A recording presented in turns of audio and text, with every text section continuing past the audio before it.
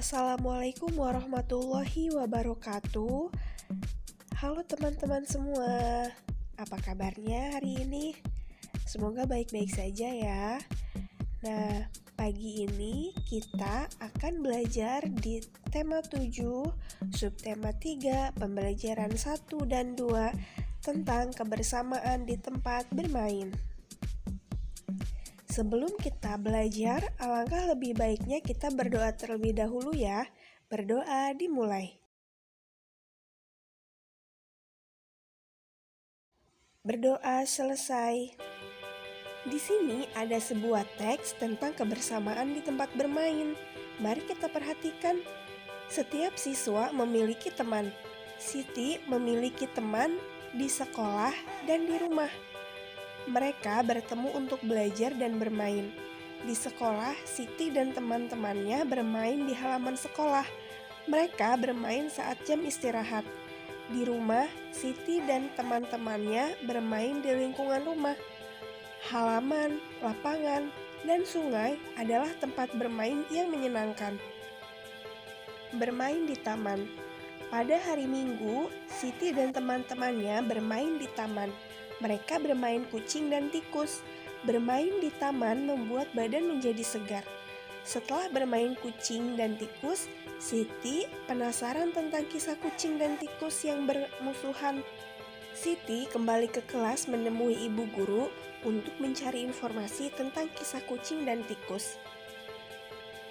Nah, di sini ada sebuah kisah kucing dan tikus. Mari kita simak ya.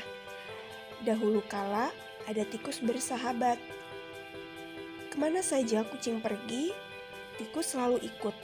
Pada suatu hari, tikus berkata pada kucing, "Tikus, hai kucing."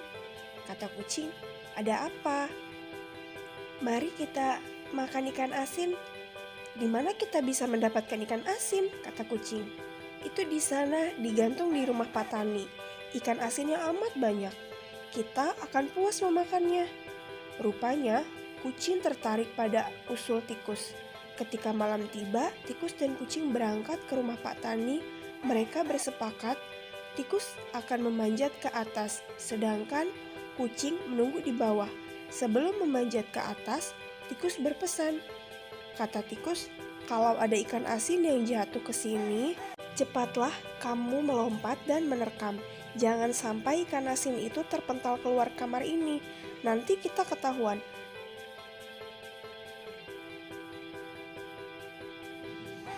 Akhirnya, tikus memanjat ke atas tempat ikan asin digantung. Setelah ia menemukan ikan asin yang bagus dan besar, ia lupa janjinya kepada kucing yang kelaparan, menunggu dengan siaga sambil menenggakkan kepalanya ke atas. Kata kucing, "Kok lama benar tikus di atas? Tikus sudah mendapatkan ikan asin belum ya? Perutku sudah lapar sekali." Tikus pun mendapatkan ikan asin yang paling besar dan bagus. Tikus mulai menggerek tali pengikat ikan asin itu. Belum selesai tali pengikat ikan asin itu digerek, karena kekenyangan, tegang dan takut ketahuan oleh penghuni rumah, tiba-tiba tikus salah injak dan terjatuh.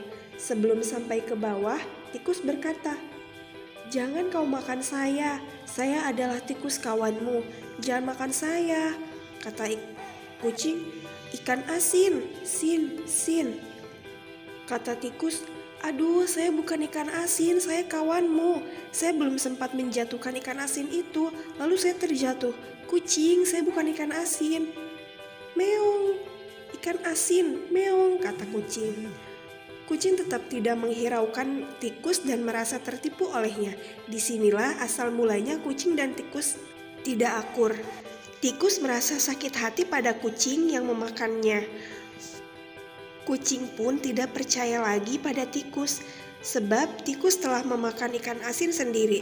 Sejak saat itu, pertama kalinya kucing memakan tikus, sebab kucing selalu beranggapan bahwa tikus adalah ikan asin.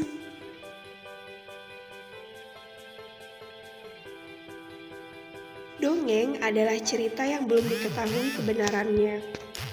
Salah satu dongeng adalah fabel, yaitu cerita yang tokohnya hewan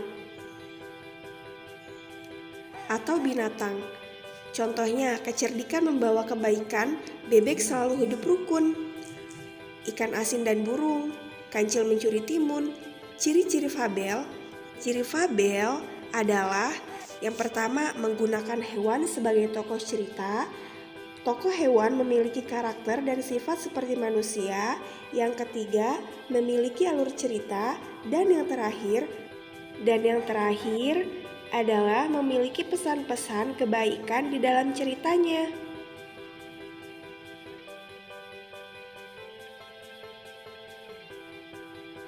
Dalam dongeng ada unsur-unsurnya, yaitu tokoh yang berperan dalam cerita tersebut, latar, tempat kejadian dongeng, watak, sifat dari masing-masing tokoh dalam dongeng, dan amanat pesan dalam sebuah cerita atau dongeng.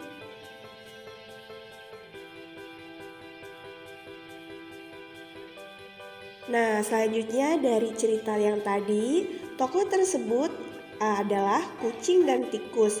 Wataknya kucing suka mencuri dan tikus suka mencuri, licik, ingkar janji, dan suka menipu. Amanat dari cerita tersebut tidak boleh mencuri, jangan ingkar janji, dan suka menipu. Jagalah persahabatan. Kemudian latar cerita tersebut adalah di rumah Pak Tani.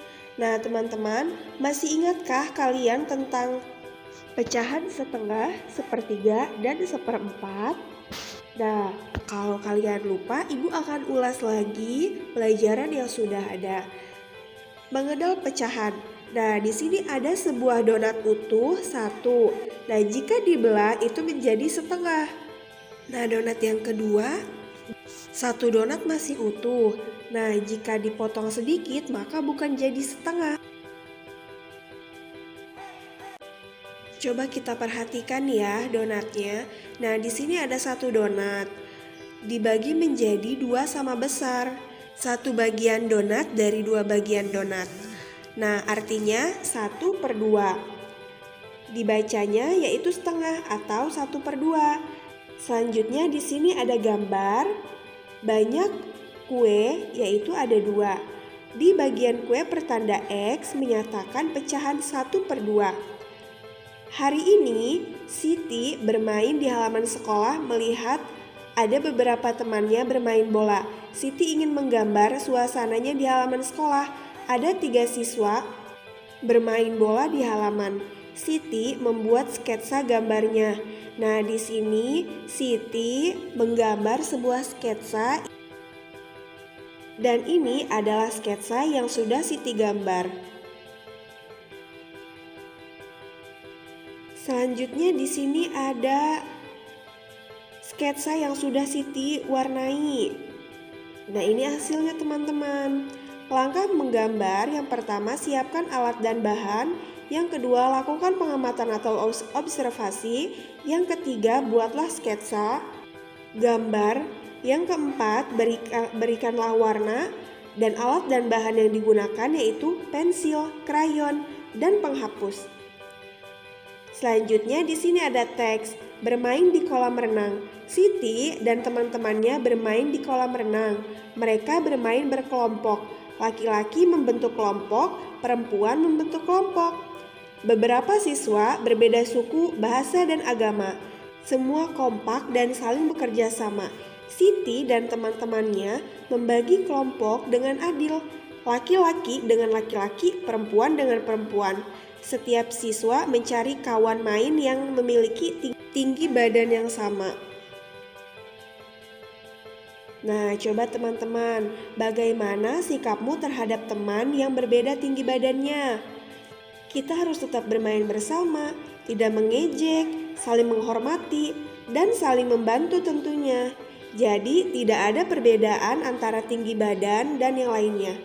Nah, di sini ada catatan bahasa Indonesia. Teman-teman bisa mencatatnya di buku catatan agar teman-teman bisa memahami pelajaran hari ini. Jadi, seperti itu pembelajaran kita hari ini. Gimana? Apakah bisa dipahami? Jika ada yang belum paham, bisa bertanya ya. Terima kasih untuk semuanya. Sehat selalu dan tetap semangat. Kurang lebihnya mohon maaf. Wassalamualaikum warahmatullahi wabarakatuh.